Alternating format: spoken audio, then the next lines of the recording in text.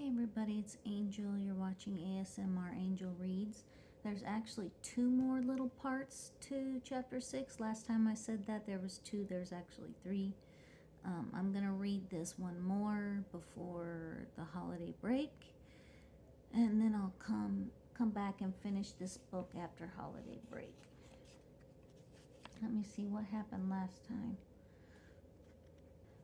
Last time, Rodri and Nevin and Cullen and Jill and Lovian and a bunch of other people went to the main king, who is Rice, who's Rodri's brother, and he is trying to give Rodri a bad name. I think last time he said he was going to hang him for drawing his sword in the castle, but obviously that doesn't happen. But anyway, here we go.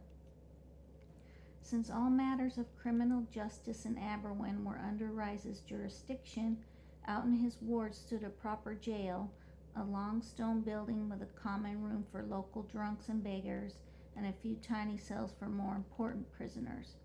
It was some comfort, Rodri supposed, that he qualified for one of those, even though it was only about 6 feet square and reeked of urine and garbage. Under the tiny barred window was a heap of somewhat cleaner straw. Rodri sat down there, wrapped his arms around his knees, and laid his head on them too. He was shaking. He could not stop shaking. It was from fear, not rage. He could face dying easily, but the shame of it ate at him, that he would be strung up in Rice's ward like a common horse thief, where every man could watch and mock him. All his honor, all his hard-won glory in the recent war, all the respect of the men who were once his vassals, gone, stripped away from him by one thoughtless act. No bard would ever sing about Rodri Mailweed without reminding his audience that here was a lord who died on the end of a rope. As hanged man, he would even lack a proper grave among his ancestors. Without his honor, he was nothing, worthless than a bondman, not even a man at all. He bent all his will to his task, but he could not stop shaking. And what of Jill? At the thought of losing her this way, he wept, sobbing like a frightened child in the dark, until he realized that his tears were shaming him all the more. He unwrapped himself from his cramped position, wiped his face on his sleeve, then curled up again and went on shaking. Rodri had no idea of how long he sat there before he heard Cullen's voice at the window, a soft, "My lord?" Hurriedly he stood up and peered out. "Here, over here." With a furtive look around, Cullen sidled up to the wall. "I thank the gods I found you. I've been whispering at every one of these cursed windows. The guards won't let me in to talk with you. No doubt they're afraid you'll murder them. I was tempted, my lord. Here, Rice has no intentions of hanging you. Nevin and I went to plead for your life, and he said ever so sweetly that he'd never break your mother's heart that way. He staged all those humiliate you and not more. He staged all this to humiliate you and not more. All you have to do is beg his pardon in the Malover and he'll forgive you." Rodri grabbed the window bars so hard that his hand hurt. "Don't do anything stupid," Cullen snapped. "Give the bastard what he wants and we'll all be on our way home." Clinging to the bars, Rodri rocked back and forth, throwing his weight against them as if he would pull them out. "Rodri, talk to me." Rodri went on rocking, shaking, tossing his head back and forth. He wanted to answer Cullen, but he seemed to have forgotten how to speak. He heard other voices then, guards yelling insults and orders. When he could at last make himself stand still, Cullen was gone. Rodri sat down, but this time he sprawled out and leaned against the wall. Rice's little trick had broken something in him.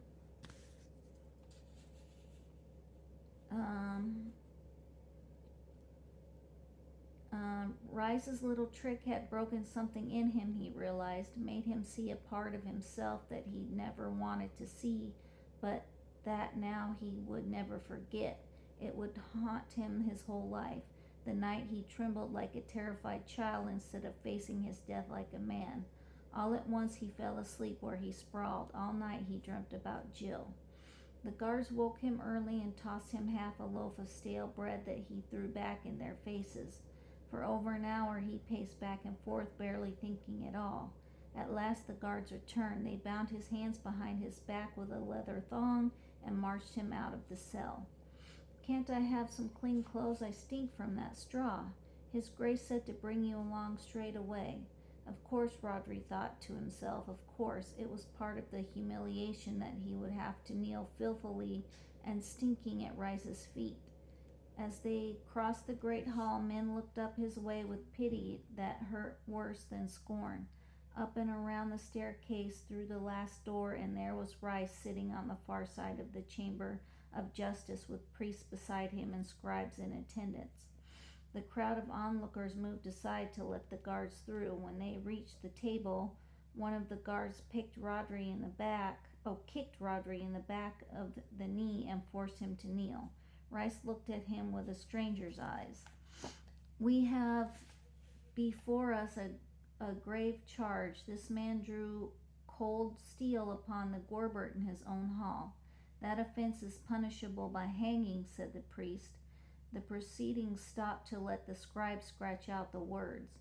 When Rodri glanced around, he saw Jill standing off to one side, her arms folded across her chest. That she would see him humiliated this way was the bitter thing he could not bear. The scribe stopped writing. "Very well," Rice went on, "but I'm minded to show you mercy. I'll admit, brother, that I said hot and insulting words to you, admit it publicly and freely. Yet the offense is a grave one." The priest rose and began quoting from the laws.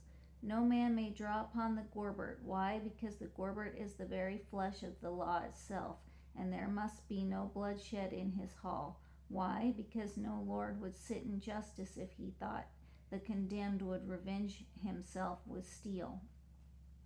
The priest sat down again. "So some redress must I have," Rice said. "If you kneel there and beg my pardon, pardon is what you'll have." With a wrench of his body, Rodri got to his feet. "I won't. I'd rather hang." Gasps, murmurs from the crowd. Rodri even heard Jill yell at him to kneel, but he stared straight at Rice. "I'll give you another chance. Kneel and beg." "I won't."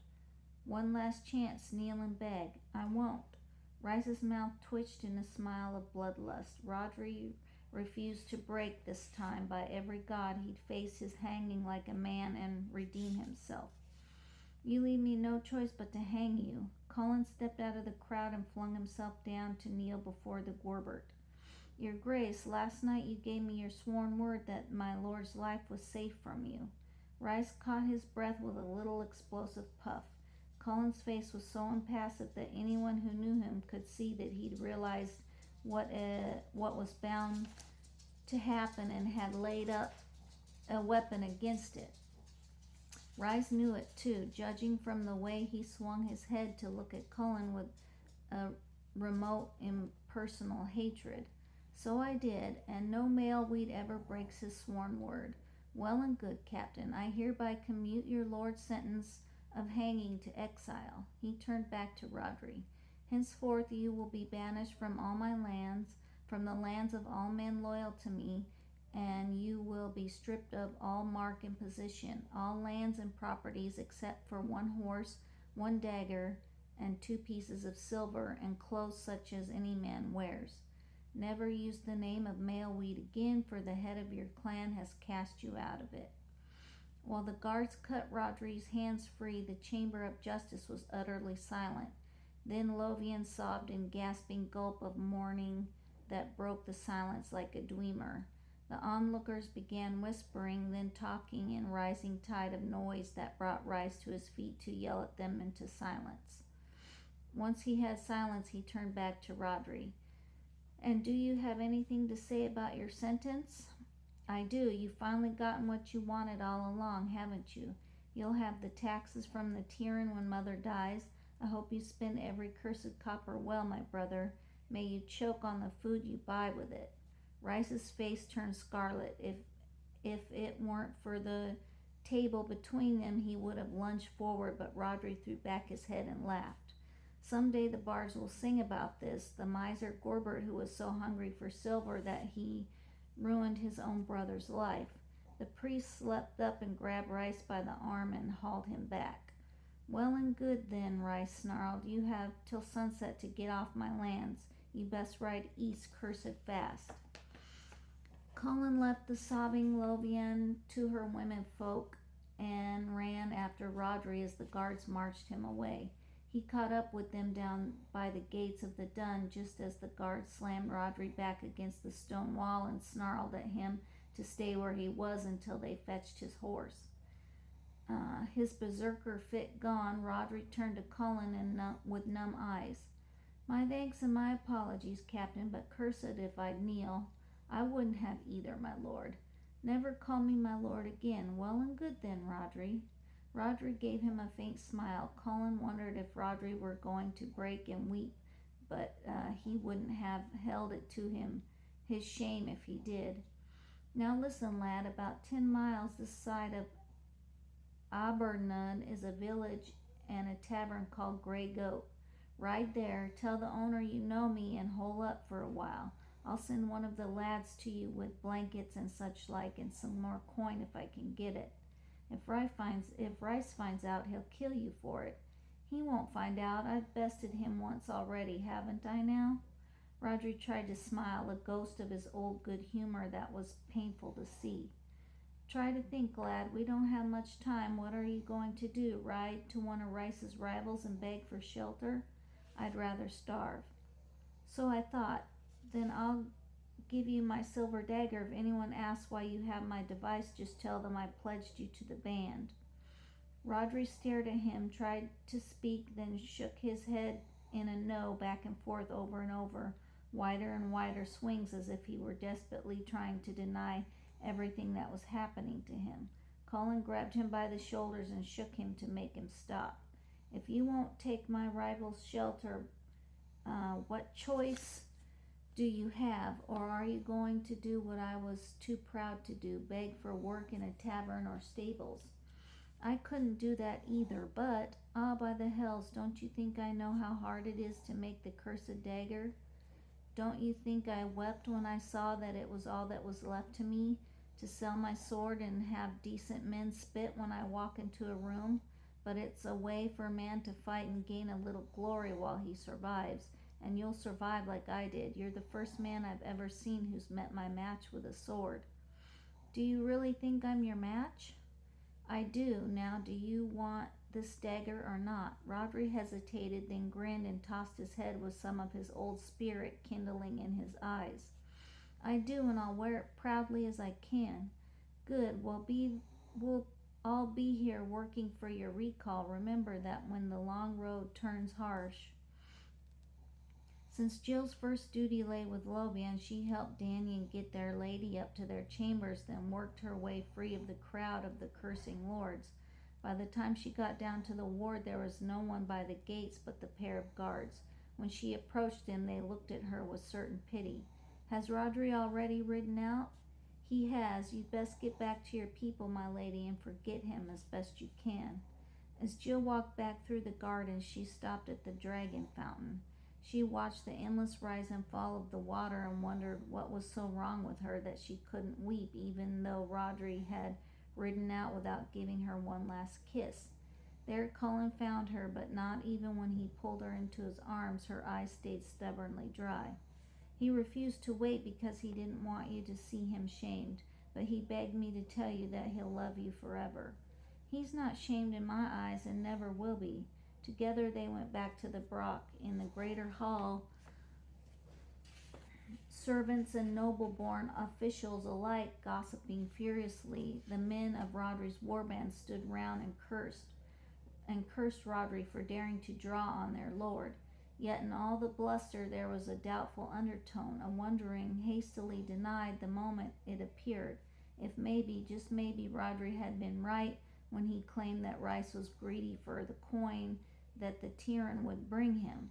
In time, Jill realized that little doubt would grow until men all over Eldad accepted it as a solemn truth.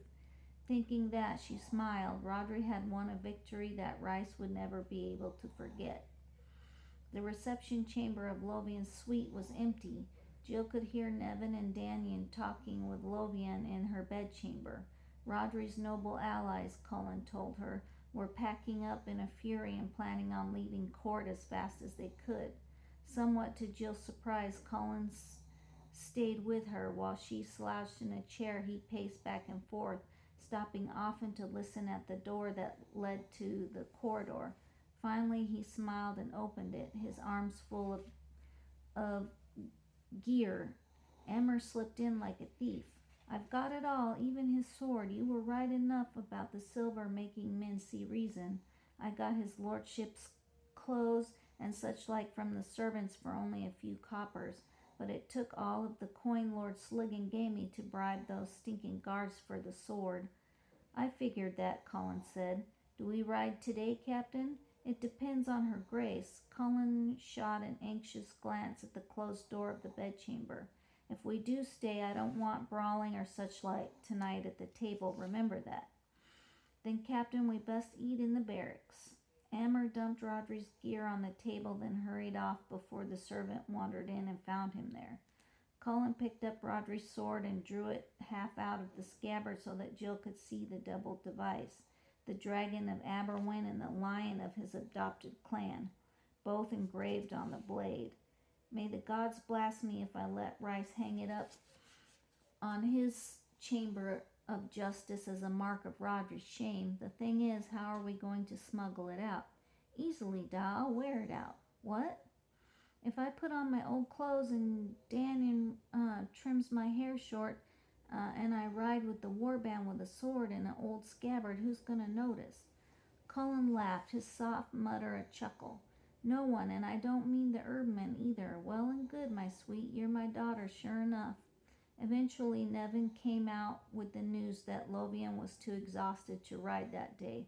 When Cullen pointed that out, it would be best to get Rodri's warband away from Rice's men, Nevin immediately agreed. And I've got to get out of here myself soon enough. Everyone will remember that little show I put on in the Malover. I'll have a word with Danyan and you get the men ready to ride before we have a brawl on our hands. I will, and Jill, change your clothes.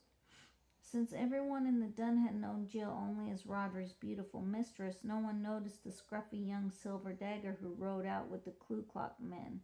As they clattered along the north-running road out of Aberwin, Jill turned in the saddle for one last glimpse of the silver and blue dragon pendant flying high over the brock. And may I never see Rice's ugly face again. And once more, Amir said, when he has to stand there in full Malover and announce Lord Rodri's recall.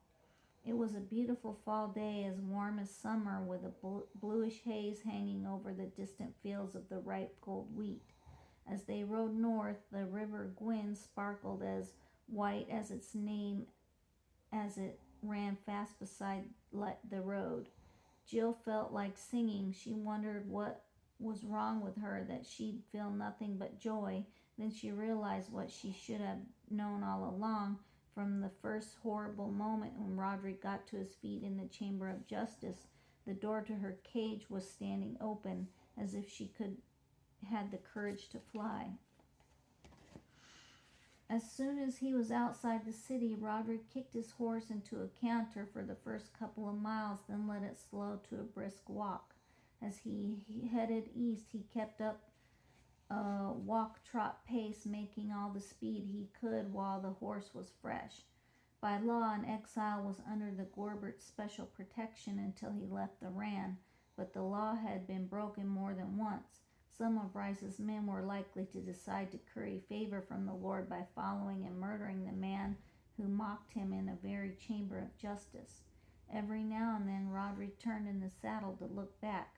The only weapon he had was his half-elven eyesight, which could pick out from a long distance away the telltale plume of dust and its pursuers would rise on the road. The road between Aberwin and Abernod ran straight, while the seacoast curved in and out, sometimes closer to the road, sometimes a good mile away. As he jogged along, Rodri kept his eye out for places to hide if he had to, but mostly he saw small farms, whose owners would doubtlessly refuse to shelter a man pursued by the Gorbert's riders. Here and there, though, were stands of woodlands. If he hid in one of them, his murderers would have to dismount to find him, and he'd have a chance to kill one of them with his dagger before the others cut him to shreds. At times he considered merely stopping and letting Rice's men catch him, or perhaps turning his horse loose and walking into the sea to drown. His shame rode with him like a rider behind him, clutching at him with a heavy arm. Occasionally he would glance at his brigga, old, shabby, and plain blue, spare clothes from Rice's warband as he was cloaked. As a final humiliation, they've stripped him of his plaid right there in the ward. Death seemed better than dragging out a miserable life in exile, a life that would end in a few years in some Lord Perry's petty feud, or in a cheap tavern brawl. The only thing that kept him riding was knowing that Rice would gloat over his death. Toward noon, as the road climbed a small rise, Rodri looked back and saw a small cloud of dust far behind, moving too fast to be hiding some ordinary travelers. He kicked his horse and galloped down the rise, then turned into a lane running north between the fields. Puzzled farmers shouted as he raced past, turning down lanes and jogging across meadows without any goal in mind. Whenever he looked back, he saw the plume of dust behind him. He was laying an easy trace. His own horse raised dust, and the farmers were no doubt yelling the Gorbert's men exactly what they'd seen ride by. Alternately trotting and galloping, he kept riding until at last he saw a woodland bigger than a mere stand of firewood. He kicked a last burst of speed out of his tiring horse and galloped hard for the cover. When he reached the edge, he could see that his forest was old thick, with shrub and bracken among the enormous oaks. He swung down and led his sweating horse through the underbrush. They'd gone about a mile when he heard distant yelling from behind. He found a little dell, coaxed the frightened horse down and into tall shrubs, then left it and slipped through the trees. He moved as silently as a deer, thankful for the first time for his elven blood. After some minutes he heard the men calling out behind him and froze between two low-growing trees. Must be his horse. Leave it for now, he can't have gone far. The voices were vaguely familiar. His brother's men, sure enough. He could hear them crashing through the underbrush and fanning out, at least 4 of them, judging from the jingle of the scabbards and spurs. Suddenly Rodri was sick to his heart of running like a hunted hare. He decided that he would be better to let them find him quick and get his dying over with. He started to step forward from the cover and tripped. Or something tripped him. He was sure of it because the fall came so suddenly. As he went down, he felt hands grab him, a myriad of tiny hands that lowered him to the ground without a sound. He was too frightened to shout or even think of a rain of leaves and twigs pattered over him. The men were coming close, clumsily and loud in the forest. As Rodri lay stone still, he heard another set of noises far past and to the right where he was, noises that sounded exactly like a man running through the underbrush. With shouts and haunting calls, the Gorbert's men took off after them. A little hand patted Rodri's cheek, and it seemed that he had heard a giggle, a bare whisper of a sound. He could hear the false hunt driving forward and turning this way and that, and the noises faded slowly as the men were led in circles back and forth, but always farther away. At last the sound died away, and 100 little hands plucked and picked the leaves off of him. Then one grabbed his hand and pulled. "You want me to get up?" The pull came again. Rodri got to his feet and looked around. Here and there a branch bobbed or a cluster of leaves shivered in the perfectly windless air. "You must be the wild folk. Well, by every god, you have my heartfelt thanks." Suddenly they were gone. He could somehow feel that he was alone. As he made his careful, silent way back to his horse, it occurred to him to wonder if Nevin had sent this unexpected help. He retrieved his mount and headed out fast on foot. Apparently the hunters were far away because he reached the edge of the forest without hearing anyone coming after him. Out on the meadow stood 4 horses tethered to a shrubby bush and carrying saddles marked with silver dragon of Aberwen. One of them suddenly stamped, another tossed its head in irritation, then all 4 of them were nickering, stamping, and throwing up their heads in panic. As Rodri mounted, he saw the knots that held their reins slip loose, untied by invisible fingers. The horses pranced, whinnied, and all at once they bolted, racing north in a blind panic. Rodri laughed out loud and called out the last thanks as he turned his horse and galloped south, back to the main road. Okay, that's it for today. Thanks for watching.